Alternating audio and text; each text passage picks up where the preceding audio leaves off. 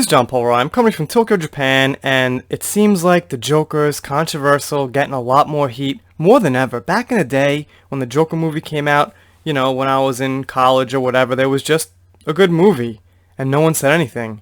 And now these days, it seems like the Joker is associated with violence, and he's gonna create all these mass murderers in society, and things like that, and people can't just watch a movie these days and be like, alright, yeah, that was good, that was artsy, I see what they're going for. It's gotta be some crazy thing, and they gotta be prejudiced against all kind of stuff that comes out.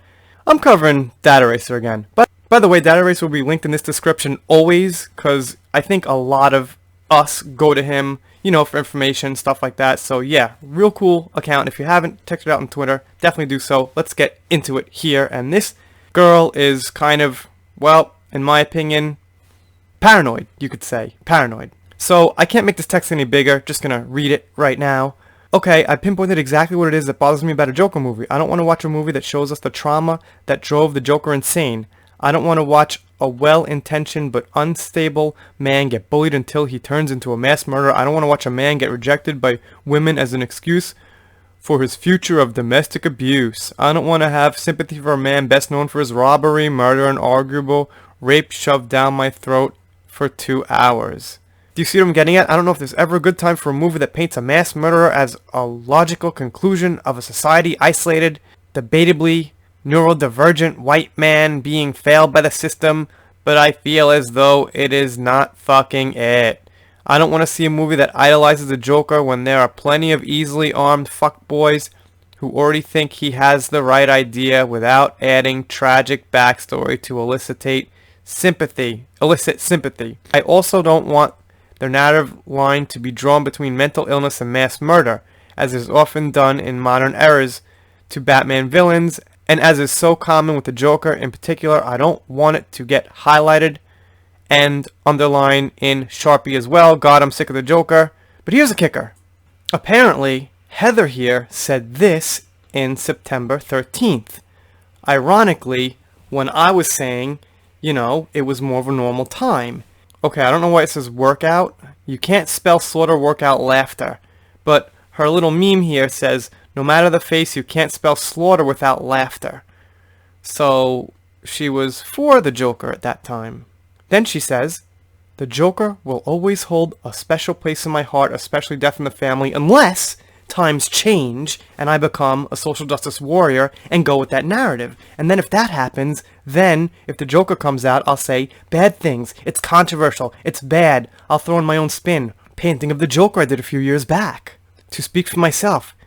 Laugh out loud. Yes, I love Gambit, but I'm more so fond of Loki, Magneto, and the Joker. This is why Data Eraser is awesome. I mean, who would find this? Her tweets from like 6 years ago about how she likes the Joker. I don't know how he did it, but good on you, bro. Good on you.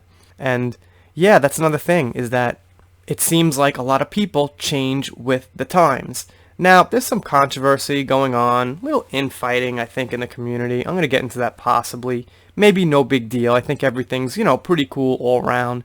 But the point is, the channels that I support, and you see me, not shouting out, I mean the bigger ones that I support because they haven't changed their stance and their opinion on entertainment and how they feel in the narrative for the last year, okay?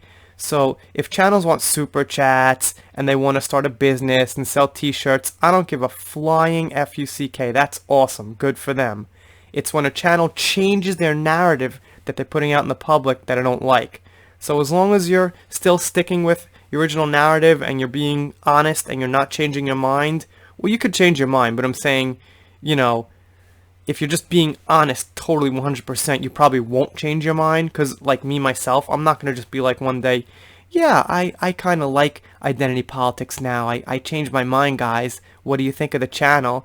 No, probably to the end of my days, I'm not going to like The Last Jedi, Brie Larson, and things like that. So as long as the channel basically, sticks to their narrative, then I'm cool with them, whatever they want to do with super chats and all that other t-shirt crap. So anyway, doing shout outs, special thanks, things like that. smash that subscribe button. If you don't want to smash it, click it or press it, whatever you want to do. Some people don't like certain words about subscribe buttons. I've had someone come around here and said, I disliked the video because you said smash that subscribe button. So, okay, so in that case, click the subscribe button. See you next time.